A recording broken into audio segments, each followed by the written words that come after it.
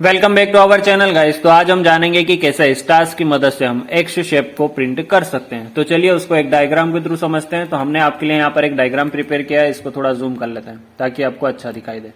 अब देखिए यहाँ पर अगर आप एक्स के शेप को देखेंगे तो यहाँ पर हमने कुछ कॉलम नंबर लिए हैं और कुछ रो नंबर लिए हैं, ठीक है। इसके साथ हम स्टार्स को प्रिंट करेंगे, लेकिन इसके साथ एक कंडीशन और है। देखिए दो स्टार के बीच में कुछ गैप है या कुछ स्पेस ऐड किया हुआ है, तो ये स्पेस के लिए भी अलग से हमें कंडीशन लगानी होगी। वो कैसे लगाते हैं तो चलिए उसको जानते हैं यहाँ पर प्रैक्टिकली। और यहाँ पर नई फाइल बनाएंगे पाइथन की, ठीक है, और उसका नाम क्या रखेंगे, एक्स शेप, ठीक है। ये हमारी फाइल का नाम होगा। और इसको मैं थोड़ा नीचे करके जूम कर लेता हूं ताकि आपको अच्छा दिखाई दे।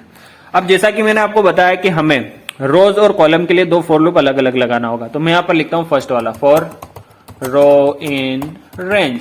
अब ये रेंज फंक्शन क्या करता है, रेंज फंक्शन का बेसिकली काम ये होता है कि आप उसको जो भी रेंज देते हो, मान लीजिए 100, 200, 1000, जो भी रेंज दोगे वहां तक या उतने टाइम्स तक आपके फॉर लूप को वो चलाएगा। तो फिलहाल में हमें फॉर लूप को रो में चलाना है। अब रो की जो रेंज है वो क्या है, 0 to 4, तो हमें इसे रेंज देनी होगी 5। अब ऐसा क्यों, देखिए 0 to 4 मतलब टोटल नंबर ऑफ कितने हो रहे हैं, 0 to 4 मतलब 5, तो हमें यहाँ इसको क्या करना होगा, 5 देना होगा। Same as it is for column in range. अब ये रेंज फंक्शन यहां पर भी सेम काम करेगा कॉलम के लिए, तो इसे भी हमें रेंज देनी होगी 0 to 4 मतलब टोटल 5, ठीक है। ये हमारा रो और कॉलम का काम हो चुका है। अब आते हैं मेन मुद्दे पर कि कहां पर हमें स्टार प्रिंट करवाना है और कहां पर नहीं करवाना है। तो ये जो अगर मगर वाले काम होते हैं, इंग्लिश में जैसे हम बोलते हैं ना, अगर ये नहीं हुआ तो वो वाला कर लेंगे, वो नहीं हुआ तो ये कर लेंगे, सेम एज इट इज अगर मगर वाले काम करने के लिए हम पाइथन में यूज करते हैं इफ एल्स कंडीशन का। तो हम यहाँ पर इफ एल्स कंडीशन लिखेंगे इफ। अब इफ कंडीशन में हम क्या करेंगे, ऐसा कुछ कंडीशनल काम करेंगे जिसकी मदद से हम स्टार्स को प्रिंट करवा सकें। लेकिन यहाँ पर अगेन दूसरी कंडीशन भी आएगी जिसका नाम है एल्स। एल्स में क्या करेंगे, जहां पर हमें इस स्टार को प्रिंट नहीं करवाना है वो वाला काम हम क्या करेंगे, एल्स कंडीशन में करेंगे। तो फिलहाल में मैं इफ में कुछ कंडीशन लिखता हूं, जो आपकी समझ में नहीं आया तो आपको पेशेंस से रखना है, मैं आपको समझा दूंगा।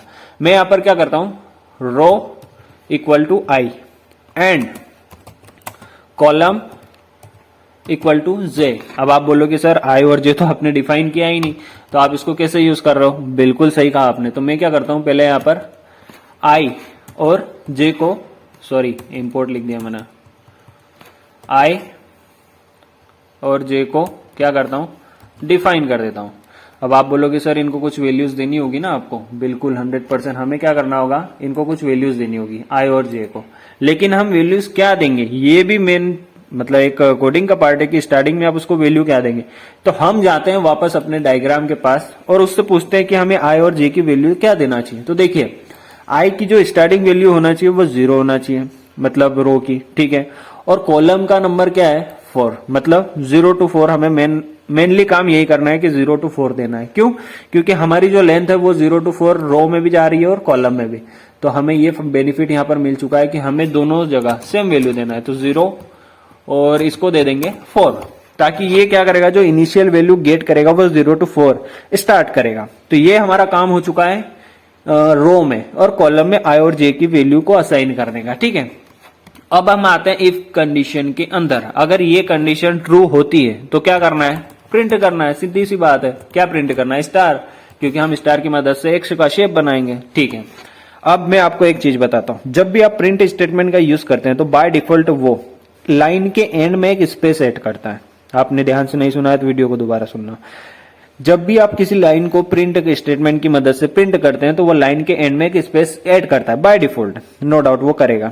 लेकिन अब उसको हटाने का भी कोई फंक्शन होगा तो बिल्कुल यहाँ पर एक एंड फंक्शन पाइथन ने आपको दिया है। ये एंड फंक्शन क्या करता है, आपकी जो लाइन है ना उसके एंड में यूज करने के लिए एंड फंक्शन ही होता है। तो हम मान लीजिए यहाँ पर 1 2 3 लिख देते हैं, तो ये क्या करेगा, हर लाइन के एंड में 1 2 3 प्रिंट करेगा। फिलहाल में हमें क्या चाहिए कि यहाँ पर स्पेस ना आए, क्यों, क्योंकि हम एक स्टार के बाद दूसरा स्टार तत्काल प्रिंट करना चाहते हैं। तो हम यहाँ पर स्पेस नहीं देंगे तो वो क्या करेगा, लाइन के एंड में स्टार को प्रिंट नहीं करेगा। ये काम हो चुका है हमारा। अब आते हैं हमारे एल्स के पास। अब एल्स के पास भी हमें कुछ रखना होगा ना। तो देखिए इफ क्या करेगा, स्टार को प्रिंट करेगा, ठीक है, कर देगा।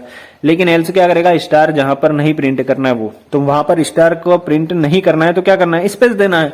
तो हम क्या करेंगे, यहाँ पर प्रिंट स्टेटमेंट में एंड फंक्शन का यूज करेंगे।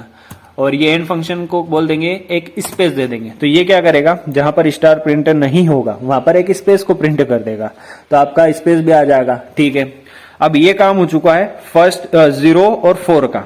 ठीक है, लेकिन आप अगर डायग्राम को ध्यान से देखेंगे तो देखिए, जो यहां से अगर हम मान लीजिए स्टार्ट करते हैं, ठीक है, रो की वैल्यू, ठीक है, तो ये 1 by 1 इंक्रीज हो रही है, 0 1 2 3 4, कैसे इंक्रीज हो रही है 1 से। सेम एड्रेसिस हम अगर जे को स्टार्ट करें तो जे की वैल्यू क्या हो रही है, 4 3 2 1 0। तो देखिए आई की वैल्यू इंक्रीज होती जा रही है और जे की वैल्यू डिक्रीज हो रही है, तो यही कंडीशन हमें यहां भी लगाना होगा। तो हम क्या करते हैं, आप वापस जाएंगे इफ कंडीशन के पास और यहां पर लिख देंगे i equal to i plus 1। क्यों, क्योंकि वो 1 से इंक्रीज हो रहा है। तो आप बोलोगे जे डिक्रीज हो रहा है तो उसको भी लिख देते ना j -1, क्योंकि ये 1 से डिक्रीज हो रहा है। तो ये हमारा काम हो जाएगा कहां तक, जो i और j की वैल्यू है वहां तक तो ये सेम प्रिंट कर देगा। लेकिन इसमें अभी भी एक प्रॉब्लम है। प्रॉब्लम क्या है मैं आपको बताता हूं। देखिए यहां पर एक प्रिंट स्टेटमेंट पहले तो मैं आपको लगा देता हूं। ये प्रिंट स्टेटमेंट कहीं कुछ नहीं करता है, ये एक न्यू लाइन जनरेट करने के लिए हम यूज करते हैं। लास्ट में इसको रिमूव करके मैं आपको बता दूंगा। लेकिन देखिए अभी अगर हम इस प्रोग्राम को रन करते हैं तो देखिए एक लाइन आ रही है। ठीक है, अब हम क्या चाहते हैं कि जहां पर रो और कॉलम इकट्ठे हो जाए वहां पर भी उसने प्रिंट करना चाहिए क्या, स्टार। तो उसके लिए एक कंडीशन और है हमारे पास, इफ एल्स, और इसके बीच में एक कंडीशन आती है इलिफ नाम से। ये क्या करती है, जो काम इफ और एल्स नहीं कर सकते वो काम करेगा हमारा इलिफ। तो हम यहां पर इलिफ का यूज करेंगे। अब इलिफ में भी कुछ कंडीशन देना है, बिल्कुल, रो इक्वल टू कॉलम। अब ये क्या करेगा, अगर रो और कॉलम दोनों इक्वल टू हो जाएंगे तो ये क्या करेगा, प्रिंट करेगा सेम एज इट इज, जैसे हमने इफ में किया स्टार, और लाइन के एंड में क्या करना है, हमें स्पेस नहीं देना है, तो यहाँ हमें एंड फंक्शन का यूज करना होगा। अब अगर इसको हम रन करते हैं तो इसने काम करना चाहिए। तो फिलहाल इसको रन करके देख लेते हैं कि ये कुछ दिक्कत तो नहीं दे रहा है। बिल्कुल नहीं, देखिए 100% हमारा काम हो रहा है। इसको मैं जूम करके बता देता हूँ, बहुत बढ़िया, हमारा एक से एक नंबर दिख रहा है। तो देखिए अब ये हमने कैसे किया है ये मैं आपको एक शॉर्ट में एक्सप्लेन कर देता हूँ। देखिए हमने आई और जे की वैल्यू लाए, ठीक है, रेंज फंक्शन की मदद से। हमने क्या करा, फॉर लूप को 0 to 4 मतलब 5 टाइम चला दिया। ठीक है, ये वहां तक चल जाएगा।